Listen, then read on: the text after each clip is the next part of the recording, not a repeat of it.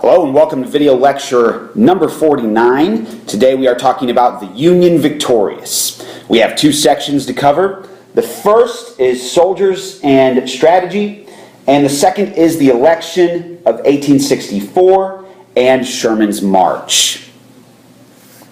So the war was hardly finished by the beginning of 1864.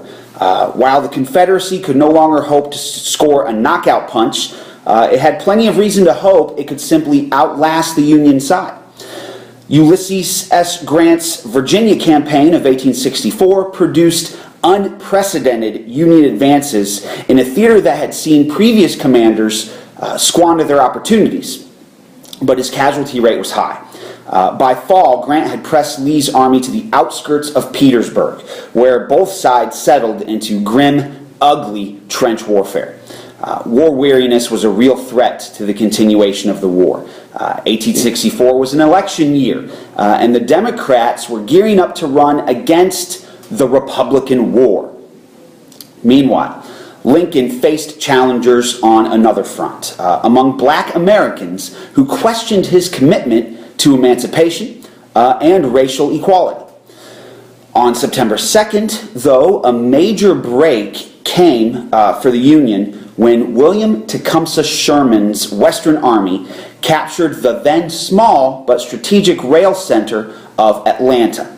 The lift to Union morale led to Republican victory in the fall elections. By the end of the year, the principal Western Confederate Army had disintegrated at Nashville, and Sherman had completed his legendary march to the sea, making Georgia howl, or so he said. The Confederate cause was now in such desperate straits that some leaders, including Jefferson Davis and Robert E. Lee, began to endorse proposals to arm and free slaves, suggestions that stirred violent opposition. While some African Americans were enlisted in the Confederate Army after being voluntarily freed by their masters, they were too few and too late. By April of 1865, Sherman had swept through the Carolinas with little resistance, threatening Lee's rear, while Grant's forces had outflanked Lee, forcing him to abandon Richmond and Petersburg and retreat to Appomattox Courthouse, where he ultimately surrendered on April 9th, and the Confederacy was no more. All right, so let's have a closer look at this, the Union victorious, with our first section, soldiers and strategy. Lincoln initially refused to consider blacks for military service. Nonetheless, by 1862, some African Americans had formed their own regiments in South Carolina, Louisiana, and Kansas.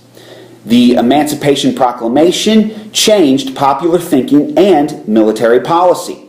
Some Northern whites argued that if blacks were to benefit from a Union victory, they should share in the fighting and the dying.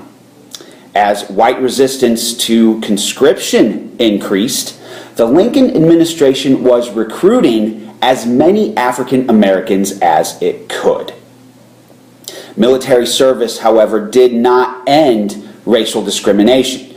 Yet African Americans volunteered for Union military service in disproportionate numbers. Lincoln put Ulysses S. Grant in charge of all Union armies and directed him to advance against all major Confederate forces simultaneously. They wanted a decisive victory before the election of 1864. Grant knew how to fight a modern war that relied on technology and focused on an entire society and was willing to accept heavy casualties in assaults on strongly defended positions in the belief that attempts of earlier Union commanders to conserve life through cautious tactics had prolonged the war unnecessarily. Lee was narrowly victorious in the battles of the Wilderness and Spotsylvania Courthouse. At Cold Harbor, Grant eroded Lee's forces, yet the Union losses were even greater. Union and Confederate soldiers suffered through protracted trench warfare around Richmond and Petersburg. The enormous casualties and military stalemate there threatened Lincoln with electoral defeat in November of 1864. So, to punish farmers who had provided a base for Jubal Early and food for Lee's army, Grant ordered General Philip H. Sheridan to turn the region into a barren waste. Grant's decision to carry the war to Confederate civilians changed the definition of conventional warfare. So let's move on to the next section. We're going to talk about the election and Sherman's march. In June of 1864, the Republican Convention endorsed Lincoln's war measures, demanded the surrender of the Confederacy, and called for a constitutional amendment to abolish slavery. The Republican Party temporarily renamed itself the National Union Party and nominated Democrat Andrew Johnson for vice president. Now, this was done in the hopes of political unity.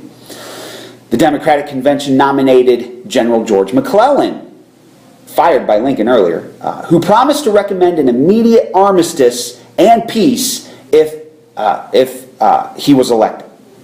On September 2nd of 1864, William Tecumseh Sherman forced the surrender of Atlanta, Georgia. Sherman's success gave Lincoln his presidential victory in November. The pace of emancipation accelerated. Maryland and Missouri freed their slaves, followed by Tennessee, Arkansas, and Louisiana.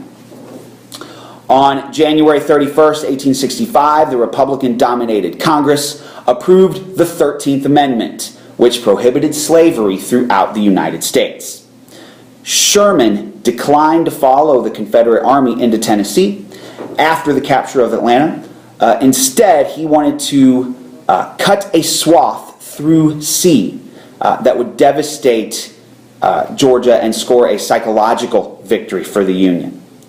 He burned Atlanta. Sherman destroyed railroads, property, and supplies in his march to the sea. Many Confederate soldiers deserted the army and fled home just to protect their families from Sherman. In February of 1865, Sherman invaded South Carolina with a desire to wreak vengeance upon the state where secession had begun. So, because of class resentment from poor whites, the Confederacy had such a manpower shortage that they were going to arm the slaves in exchange for their freedom. The war ended, however, before this had a chance to transpire. The symbolic end to the war occurred on April 9th of 1865 when Lee surrendered to Grant at Appomattox Courthouse in Virginia. By May, the Confederate Army and government had dissolved.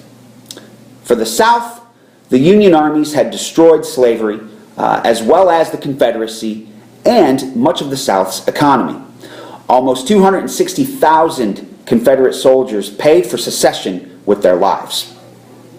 For the North, the struggle had preserved the Union and destroyed slavery, but the cost of victory was enormous in terms of money, resources, and lives, with 360,000 Union soldiers dead and hundreds of thousands maimed.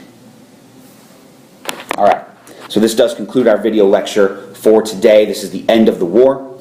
At this time, please answer the review questions at the bottom of the screen and continue on with your work.